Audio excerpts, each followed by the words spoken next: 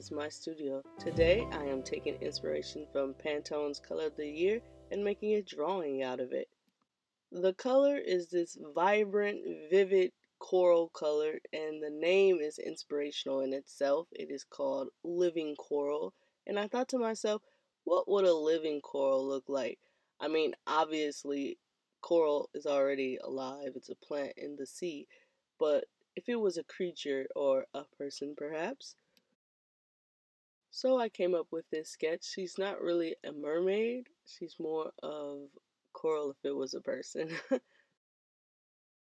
As you can see, I did a little bit of a background here, but nothing too major. If you are an illustrator like me, then may I suggest the tip of lining things that are further in the background with a smaller, thinner liner. Line things that are close to the forefront with a thick liner. You could even go as far as to not line things in the background at all. This would create a sense of depth in your image. But I decided to line everything because I love lining. That's my favorite part of doing drawings. My favorite part of this illustration definitely has to be the fish. I love drawing fish, you guys. And may I also suggest that if you do draw a fish, make sure you give them flowing tails. It will make them appear as if they are actually swimming. It makes them look a little bit more regal too. I actually love fish. I love drawing them.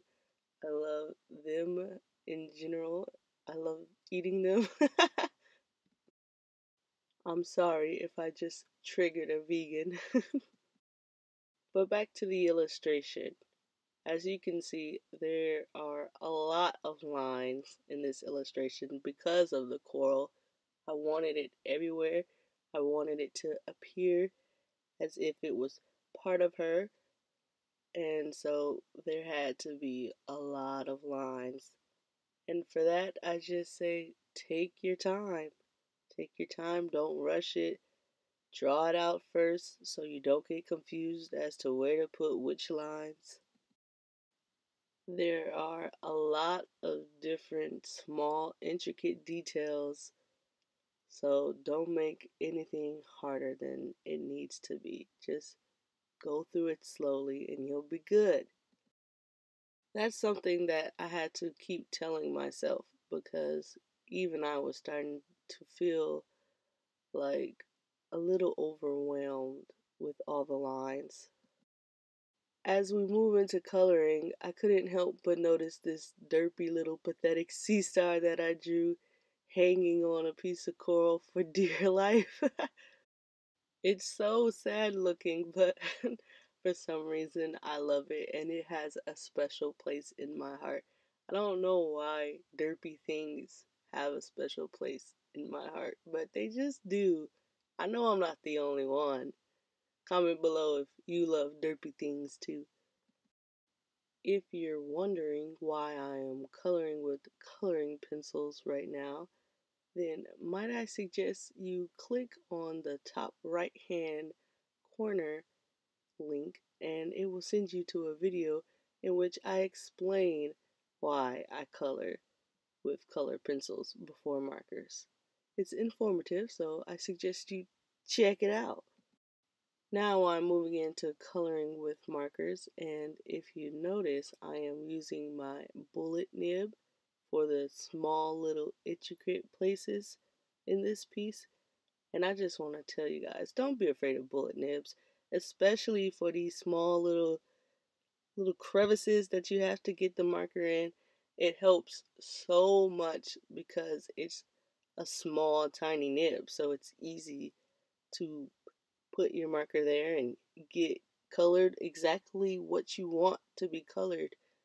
And I know you can do that with what are those markers called? Brush tip narkers. They're gonna narc on you. But brush tip markers, you can do that as well. But I have a heavy hand sometimes, so when I do that, sometimes I can go outside the line, and that's why I love brush tip markers.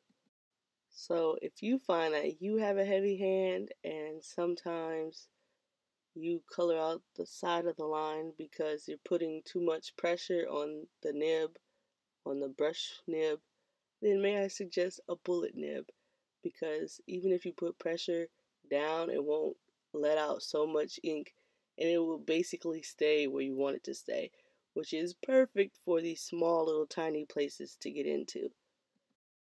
I'm saying though, people be giving brush tip markers a bad name, and so I gotta stick up for a brother. I gotta let them know. I gotta let them know. They ain't all that bad. I can understand why most people don't like them, but they do have their pros, just like anything in life. Pros and cons to everything. Now I'm going to let you guys know a secret.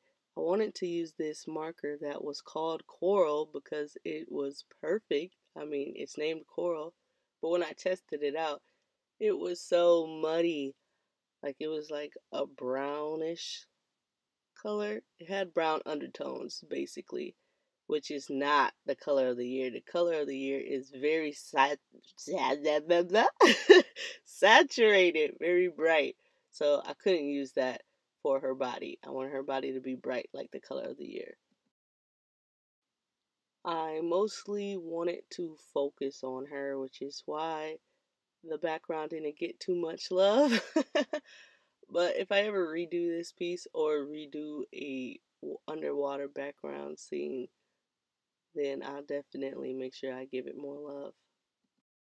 Another fun fact, when I was drawing this, I was trying to draw as if she was in motion, like she was just now bringing up her hand to lift and then reach the fish. But now it just looks like she's getting ready to punch the mess out of the fish. Like, she looks like, what you say about my mama? And then the fish is like, oh, I'm sorry. What did I do to deserve this?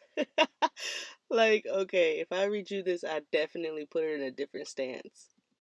And I know the camera isn't really picking it up well, but let me just tell you that this coral is way, way different in person compared to this colored coral that you see on her skin. Yes, they are two different corals. I know you can barely tell on camera, but in person, I promise you, you can tell the difference. This coral that's in the background is more of a pinkish color. It has like red undertones, and maybe you can see it now that I've pointed it out, as compared to this coral that I colored her with has more orangey undertones. Undertones, get the word right here. So hopefully, you guys can see that. But I promise you, they are different corals, even though it looks like they're all meshing into one, which is fine because, like I said, I wanted her to appear as if she was a piece of the coral. So I don't mind too much that she's blending in with that, but in person, you can tell a difference. Also, to be noted, if this was any old regular smegular drawing, I would definitely use the blues that I'm coloring in the background in her skin tone, because that would help her mesh well with her environment and it would make her appear as if she's actually underwater. However, because this drawing is inspired by Pantone's color of the year, I do not want to muddy the color or murky the color. I wanted it to stay as vibrant as possible without any desaturation because of adding blues. So I left it how it was. And I'm just using that sweet chisel nib to fill in the background. Don't be afraid of it. I swear it's going to help you fill out large spaces. And if you want any other marker tips for coloring, please make sure you check out this link right here. It'll help you out, I swear.